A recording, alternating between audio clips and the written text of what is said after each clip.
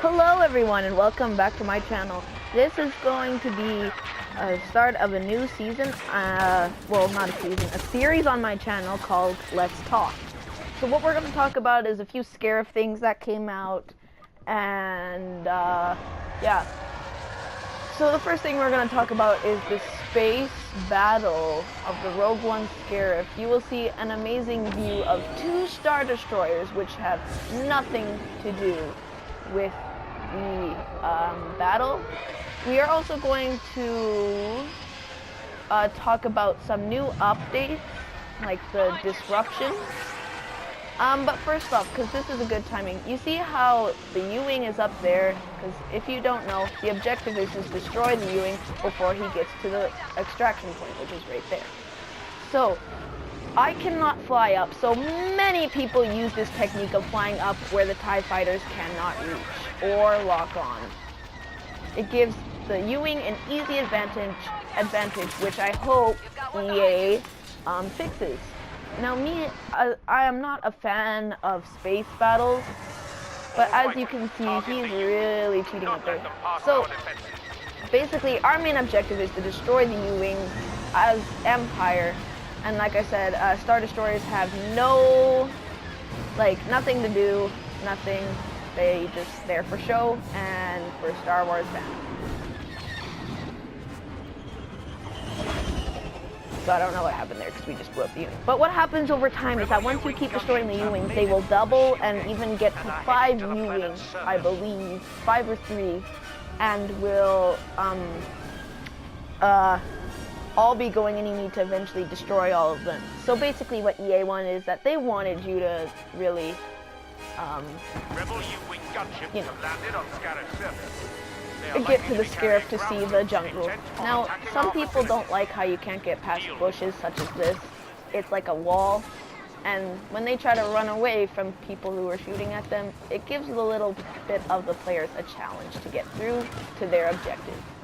Now, traits, you don't get them by killing anymore. If you watch Star Wars HQ, which I get most of my information from for this series, now it's you have to do the objectives to get to trait level 3, and once you do one of the objectives, it will eventually, there will be a yellow line loading around the trait symbol that shows you how close you are to getting to trait level 1, 2, or 3, depending on where you are.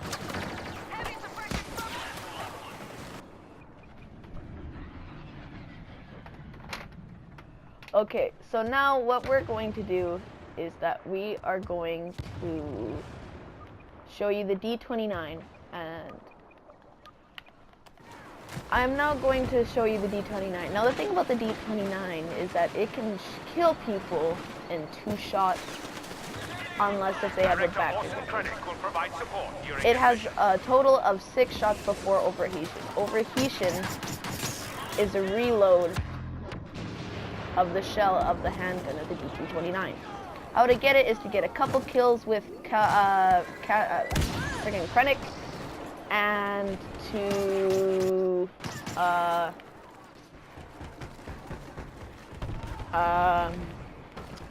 get some kills with pistol. So now the thing about this gun is that since it kills people with 2, it does I can't talk today. Explosive shot works. Basically everything works on this gun. It's basically a normal gun, just the thing is that the overheating, you know how when you shoot a gun, it stays at 3. Like if you notice that the dots went clear, which means it's overheated basically, and it will stay there. So the bar will not go down, he will not reload unless if you press square. Perfect example right there. So yes, charges do work, and one of the big questions is does cooling work on the DT29? The answer is yes. I can shoot as many times as long as it goes. I'm not sure if you saw there because I have blinded myself. The rebels have rigged one of our cargo ships to blow. Neutralize them.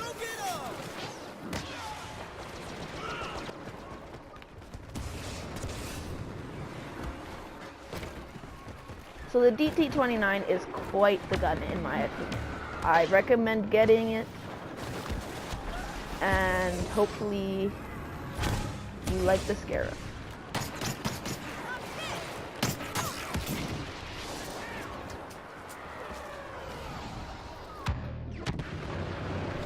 Now I'm just going to play for a bit until I die,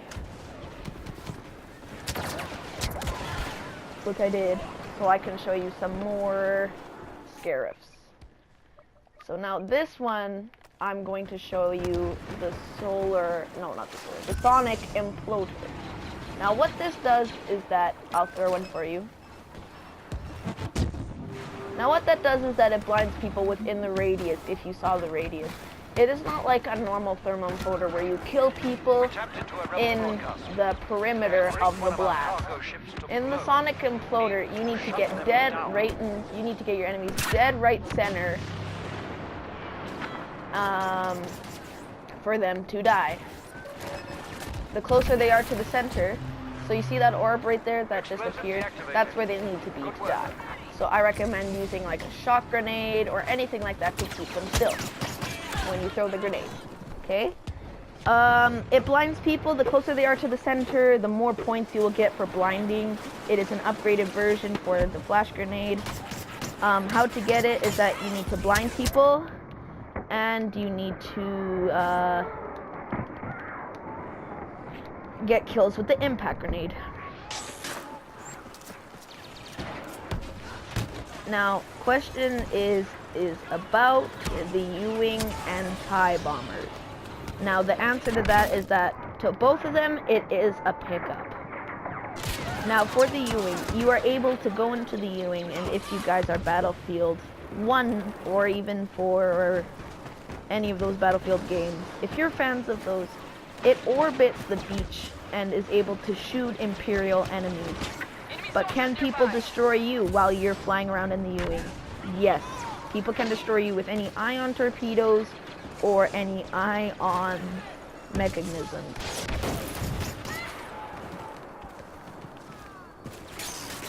And the thing about the U-wing is that you are allowed to put down a shield and scramble torpedoes locking onto you. Those are one of your abilities on the bottom right when you pick up the U-wing. Now, the TIE bombers is totally different.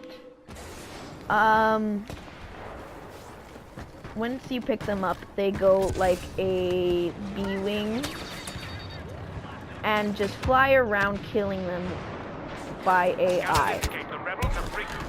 Okay, so yes, they kill you, and when you are rebels, if a TIE bomber is shooting in your range, in your perimeter of where you are, it'll give you a warning on the center screen, just below the center screen, saying a TIE bomber is about to shoot.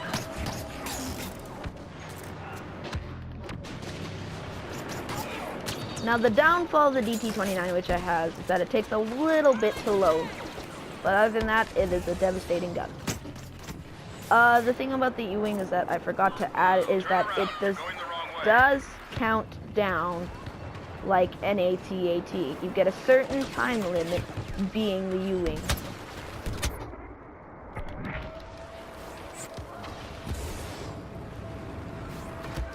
Wrong way, trooper.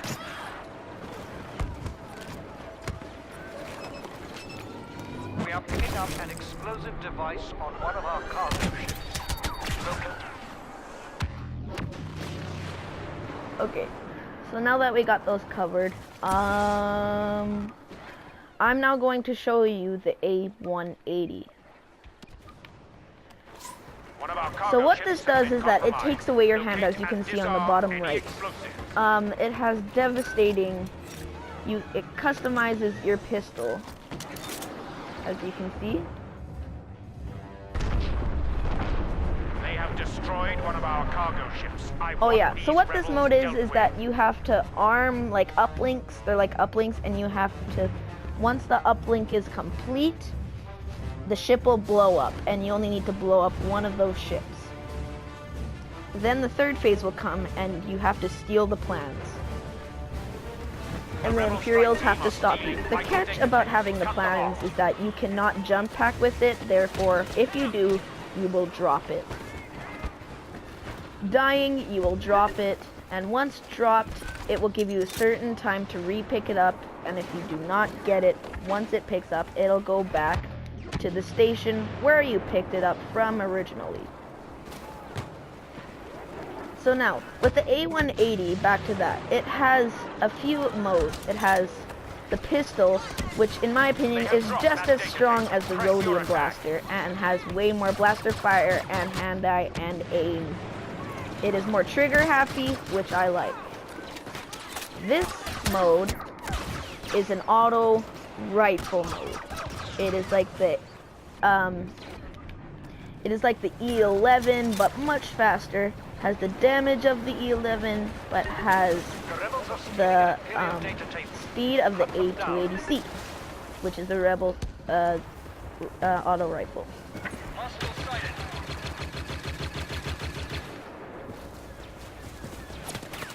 People say it has a slight delay from the A280C, but I mean, I'm not gonna get that detail. The next is a sniper mode, which is exactly like a cycler rifle, but more devastating. It can one-shot people without shooting them in the head. You can shoot them in the foot or wherever, and they will die. The downfall is that if they have a backdeck grenade, it goes down like a cycler rifle.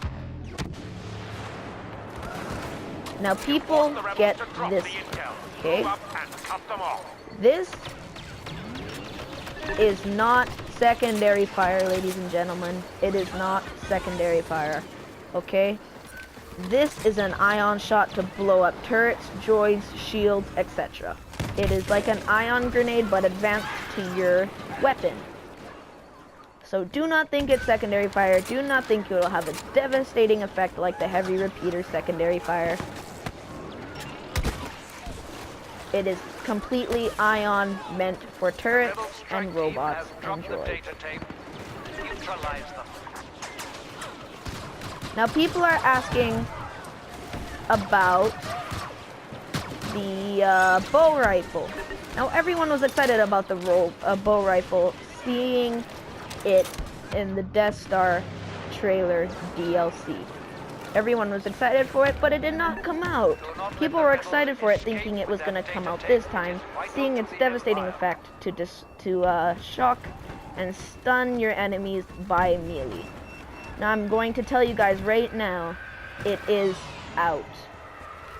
I know people say it's not out because it's not in the hot contracts, but if you go play skirmish, it will be there. Now what you need to do to unlock it in multiplayer is that EA has created a figure who is max level with everything that there is in Battlefront, including the bow rifle. You need to kill him, and once you kill him, the bow rifle is yours. Now, no one knows the gamer tag of this bow rifle, of the holder of the bow rifle. Nobody knows. The rebels have dropped the data tape. Finish them all. Okay, so once you kill him, good luck. I believe no one has killed him yet because he has not been playing yet. But the bow rifle is out. It's just you cannot get it yet until EA is done making this figure to kill. Once you have the bow rifle, if someone kills you, the bow rifle will still be yours, but the person that killed you has now unlocked the bow rifle. It will continue on until everyone has finally unlocked the bow rifle. So if you've killed the bow rifle, you can make an online match or whatever, let your friends kill you, and they have the bow rifle with you. Or you can be a greedy little son of a bitch and not let them.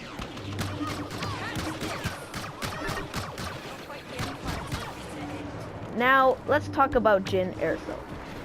Jyn Erso has the ability to have this gun, which is upgraded like Greedo's Rhodium Blaster, and has the ability to switch it to the auto rifle mode, which does a devastating effect to infantry and heroes. The second thing she